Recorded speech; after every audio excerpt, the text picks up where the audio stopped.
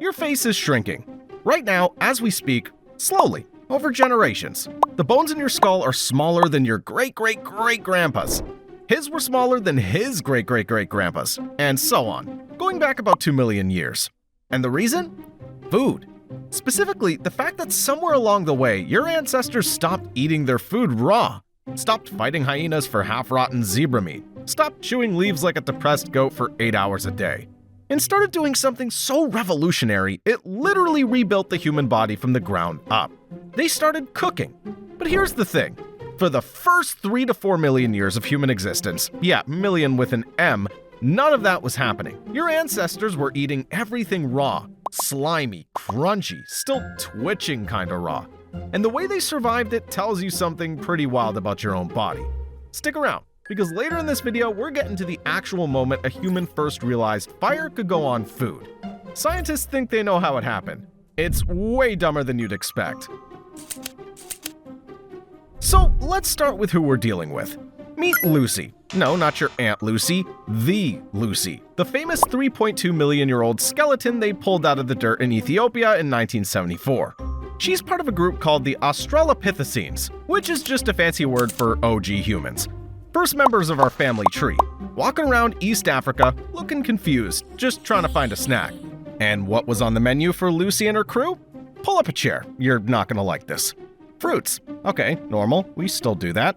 Tubers, which is a fancy word for underground potato thing. Picture pulling a raw potato out of the dirt and just biting into it like an apple. Gritty, dirty, tastes like a damp sock. That's lunch. Leaves, from trees, like a goat. Insects, the whole bug. Legs, guts, the works, just popping crickets like Skittles. And meat, sometimes, but not fresh meat from the butcher counter. We're talking raw, scavenged, days-old carcass meat that a lion had already abandoned. Your ancestors were door-dashing leftovers from a 600-pound predator, and they were sprinting to get there before the vultures. It's a pretty rough vibe. And we know exactly what they ate because of this thing called isotopic analysis, which sounds way more boring than it is. Scientists can read fossil teeth like a Yelp review. Tooth enamel keeps a permanent chemical record of everything you ate while alive. Hundreds of thousands of years later, it's still there. Saved forever. You can't even delete a tooth review. That's wild. But here's where it gets bad. Eating that stuff raw is way harder on your body than you'd think. A raw potato? Your body only absorbs about 40% of the calories in it. The rest just slides on through, untouched, wasted. You're working hard for half the payout.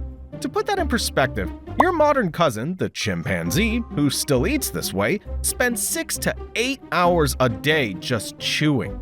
8 hours! That's a full shift at Walmart, except instead of getting paid, you get more leaves.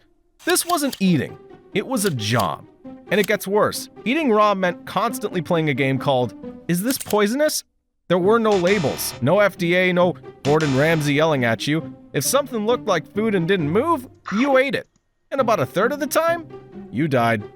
Hey, you trying these berries? I don't know, Gary tried them yesterday. Where's Gary? Exactly. That's how knowledge got passed down back then, through corpses. The food pyramid was built one dead Gary at a time, and the ones who survived? They got rewarded with tapeworms that grew up to 30 feet long inside their intestines. 30 feet, longer than a school bus, living inside you, eating your food before you even get to eat your food. You weren't a person, you were public transportation for worms. Most early humans didn't live past 30, and a huge chunk of that was just food. Wrong food, bad food, half-rotten food. The body just wasn't built for it. But that's the thing. Your body wasn't built for it because it wasn't built for it yet. It got built over millions of years by cooking, which is where this gets really interesting. Look in the mirror real quick. I'll wait. Okay, you back? Good. Everything you just saw, your jaw, your teeth, your face, your gut, is completely different from what your ancestors had 2 million years ago. And it's all because of food. Here's the thing about a chimpanzee. A chimp's gut is roughly 3 times bigger than yours, relative to body size. 3 times. Why? Because raw food is hard to digest. Like, really hard. So you need a giant intestinal factory to break it down. Tubes for days. Yards of pipe. Your gut is small, tight, compact. Like the difference between a 1972 station wagon and a Tesla. Your jaw muscles? Way weaker than a chimp's. Your teeth? tiny compared to theirs. Your face is literally retreating into your skull a little more every generation. Smaller brow, smaller jaw, less of that, I could open a soda can with my forehead energy your ancestors had. It's not random. It's the result of millions of years of slowly not needing to eat raw food anymore. Your jaw used to be a Mack truck, now it's a Vespa. But all that energy savings had to go somewhere, and it went to your brain. The human brain is the most expensive organ in the entire animal kingdom. It uses 20% of every calorie you eat, just sitting there, doing brain stuff. You're 2% brain by weight, but it's burning a fifth of your gas tank, 24/7, forever. You cannot power a brain like that on raw leaves and bug juice. The math just doesn't work.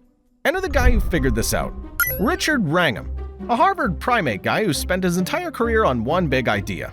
He wrote a book called Catching Fire back in 2009 where he basically argues this. Cooking didn't happen because we got smart.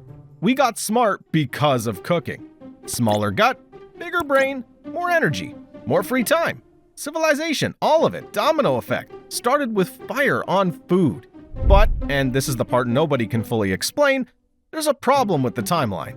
The earliest solid proof we have of humans controlling fire is about 1 million years ago, from a cave in South Africa called Vonderwerk Cave. Burnt bones, ash, real evidence. But human brains started getting bigger around 1.8 million years ago. That's an 800,000 year gap. 800,000 years where the brain was growing, the body was changing, the gut was shrinking, and we have no campfires to show for it. Which is weird, right? Like, what were they doing in the meantime? Most scientists think humans were processing food in other ways before they had fire.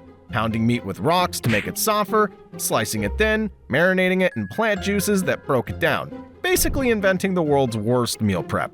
Probably gross, probably not that effective, but enough to start the shift. Stay with me, because this all leads to the wildest moment in the whole story. Oh, and real quick, I know, but if you're still here and you haven't subbed yet, what are we even doing?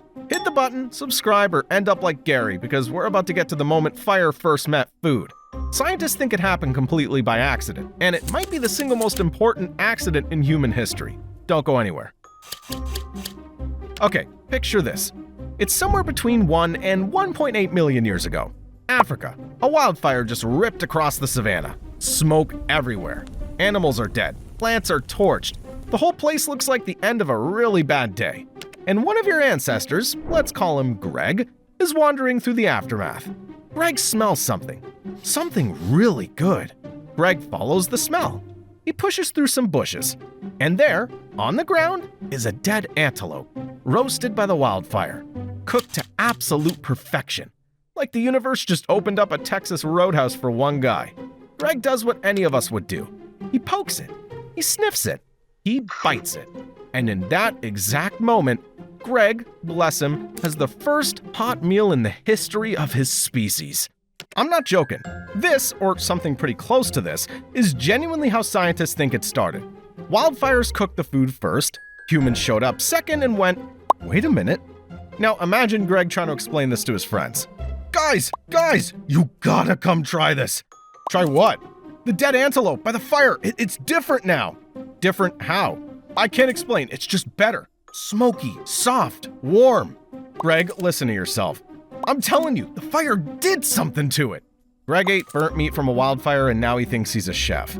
Greg got laughed at. Greg got mocked. Greg probably got beat up. And Greg was right. We don't know exactly when Greg existed. We don't even know if Greg was a Greg. He might have been a Doug.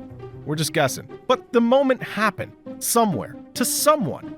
And whoever it was, they changed every single thing that came after. Because cooked food gives you way more calories than raw food. Like, way more.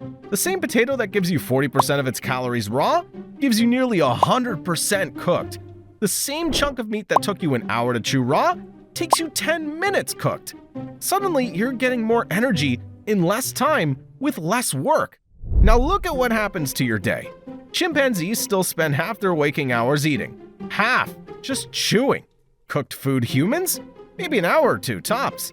Which means suddenly, for the first time in the history of the human family, your ancestors had something he'd never had before. Free time. Time to make tools. Time to draw on cave walls. Time to look up at the stars and wonder what they are. Time to invent language, to sing, to tell stories. Time to become us.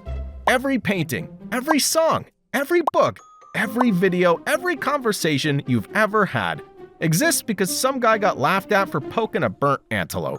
That's the trade. Smaller jaw, bigger brain, more time, entire civilization.